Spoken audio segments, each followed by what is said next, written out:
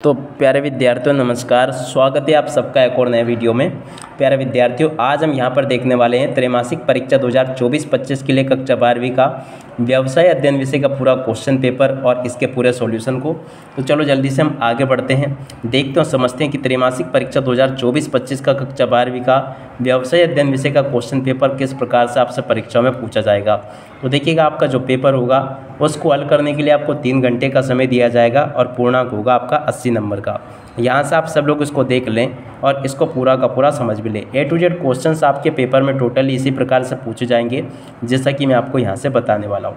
तो चलो जल्दी से हम आगे बढ़ते हैं, बाकी के क्वेश्चन और उनके आंसर को देखते हैं।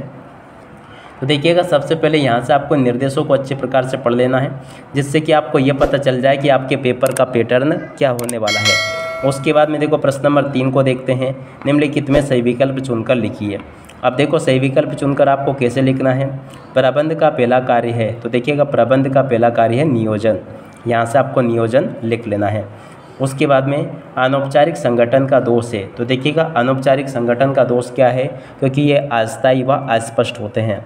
नियुक्तिकरण की प्रक्रिया में शामिल है, तो देखिएगा नियुक्तिकरण की प्रक्रिया में भर्ती, चयन, पदोन्नति, उपयुक्त सभी शामिल है। तो देखो तीसरे का राइट आंसर क्या आ जाएगा, द।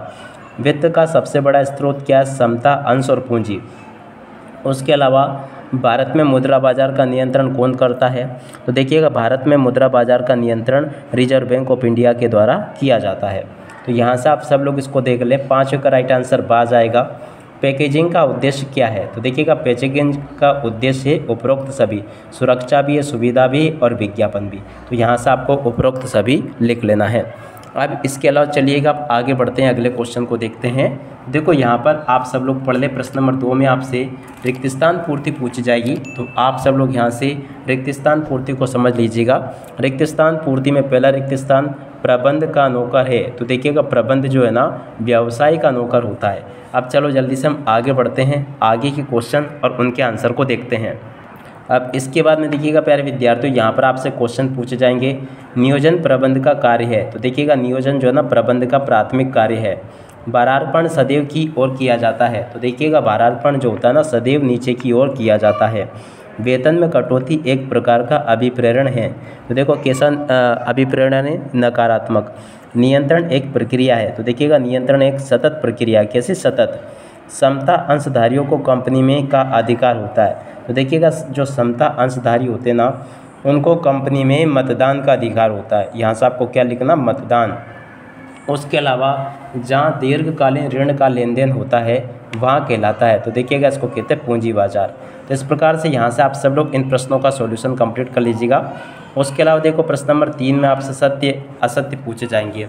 सत्य सत्य आपको कैसे पूरे करने हैं। पहला क्वेश्चन, प्रबंध के सिद्धांत कारण व परिणाम पर आधारित होते हैं, ये बिल्कुल आपका सत्य होगा। नीतियाँ नियमों से भिन्न नहीं होती है, ये भी असत्य होगा। संगठन में नेतृत्व का होना आवश्यक नहीं है, ये भी आपका असत्य होगा। भर्ती एक सकारात्मक प्रक्रिया है, ये भी आपका सत्य है। निर्देशन व पर्यवेक्षण एक ही है, तो देखो ये आपका असत्य होगा। विचलन सदैव ऋणात्मक होता है, ये भी आपका असत्य होगा। तो देखो यहाँ तक के जो क्वेश्चंस मैंने आपको बताए हैं आप सब लोग इनको देख लें और आप लोग इनको अच्छे प्रकार से समझ लीजिएगा। उसके बाद में देखो प्रश्न नंबर 4 में आपसे जोड़ी पूछी जाएगी, तो यहाँ से आप सब लोग जोड़ी को देख लें। जोड़ी में पहला क्वेश्चन सोपान श्रृंखला की जोड़ी मिल जाएगी पेयोल से। विकेंद्रीकरण की जोड़ी शीघ्र निर्णय से। चयन प्रक्रिया की जोड़ी संदर्भ जांच से। निर्देशन का भाग संप्रेषण से। अभिप्रेरणा की जोड़ी मनोवैज्ञानिक से। बजट की जोड़ी मिलेगी पूर्वानुमान से। तो ऐसे आप सब लोग यहाँ से जोड़ी के मिलान को कंप्लीट कर लीजिएगा जिस प्रकार से कि मैंने आपको बताया। अब इसके बाद में देखो यहाँ से आप सब लोग प्रश्न नंबर 5 में जो आपको एक शब्द या फिर एक वाक्य में उत्तर दिए गए हैं इनको भी आप लोग अच्छे से देख लें और पूरा का पूरा इसको समझ लें। पहला क्वेश्चन, नई आर्थिक नीति कब लागू की गई, तो देखिएगा नई आर्थिक नीति जो थी ना 1991 में इसको लागू किया गया था। चयन प्रक्रिया का अंतिम चरण क्या है, तो देखिएगा चयन प्रक्रिया पर अंतिम चरण है कार्य पर नियुक्ति। उसके अलावा विचारों को एक व्यक्ति से दूसरे व्यक्ति तक पहुंचाना कहलाता है, तो देखिएगा इसको कहते हैं संप्रेषण। स्थायी पूंजी को प्राप्त करने का मुख्य स्रोत कौन सा है, तो देखो ये है अंश पूंजी।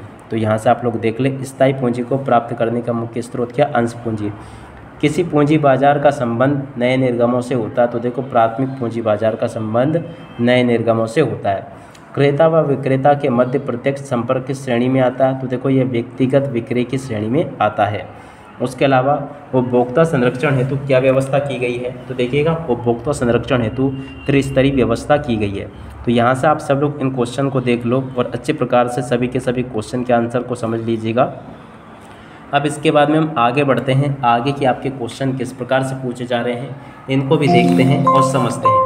तो देखो आगे आपके पेपर में इस प्रकार के क्वेश्चंस आएंगे। प्रबंध की प्रक्रिया समझाइए। प्रबंध किस प्रकार जन्मजात एवं अर्जित प्रतिभा है, ये आपको बताना है। प्रबंध व प्रशासन में अंतर आपको बताने हैं। मध्य स्तरीय प्रबंध क्या है, निजीकरण से क्या आशय है, ये भी आपको बताना है। उदारीकरण क्या है, ये भी आपको बताना है। अंतर्राष्ट्रीय परिवेश के प्रमुख तत्व क्या क्या है, ये भी आपको समझाने हैं। और इसके अलावा वैश्वीकरण से क्या आशय है। नियोजन एक बौद्धिक प्रक्रिया समझाइए। नियोजन एक सतत प्रक्रिया, ये भी आपको समझाना है। औपचारिक संगठन के दोष आपको बताने हैं। उसके अलावा अनौपचारिक संगठन के 2 लाभ आपको बताने हैं। औपचारिक एवं अनौपचारिक संगठन में अंतर आपको बताना है। संगठन के कोई 2 दोष आपको बताने हैं। अब इसके अलावा इधर आ जाते हैं, इन प्रश्नों को समझते हैं। तो देखिएगा प्यारे विद्यार्थियों, यहाँ से आप सब लोग इनको भी देख लें। पैकेजिंग के कार्य बताइए, ये भी आपको बताना है। विक्रय परिवर्तन की विशेषताएं आपको बतानी है। उपभोक्ता संरक्षण का महत्व कोई 2 बिंदुओं में आपको लिखना है। उपभोक्ता को परिभाषित आपको करना है। अभिप्रेरणा की विशेषताएं आपको बतानी है। नियंत्रण के उद्देश्य आपको बताने हैं और वित्तीय प्रबंध के उद्देश्य आपको बताने हैं। प्राथमिक बाजार किसे कहते हैं स्पष्ट कीजिए, ये भी आपसे पेपर में परीक्षा में पूछा जाएगा। अब इसके बाद में इधर आ जाते हैं, इन प्रश्नों को देखते हैं। तो देखो यहाँ पर लिखा है हेनरी फेयोल के प्रबंध के सिद्धांतों का संक्षेप में वर्णन आपको करना है। प्रबंध के सिद्धांतों का महत्व आपको बताना है। नियोजन के उद्देश्य आपको बताने हैं। नियम तथा नीतियों में अंतर आपको बताना है। बढ़ती की आंतरिक स्रोतों का वर्णन आपको करना है। एक अच्छे ब्रांड के आवश्यक तत्व आपको बताने हैं। देखो इस प्रकार से क्वेश्चन आपके पेपर में परीक्षा में पूछे जाते हैं, आप सब लोग इनको देख लीजिएगा। यहाँ तक के सभी क्वेश्चंस मैं आपको बता चुका हूँ। उम्मीद करता हूँ कि सभी क्वेश्चंस आप लोगों ने समझ लिए होंगे और आप सब लोग इनको अपनी परीक्षाओं के पेपर में अच्छे प्रकार से लिख कर आ जाओगे। टोटली यहाँ तक के क्वेश्चंस मैं आपको बता चुका हूँ। देखो इसके अलावा ये भी मैंने आपको बता दिया। अब इसके अलावा यहाँ पर भी मैंने आपको बता दिए।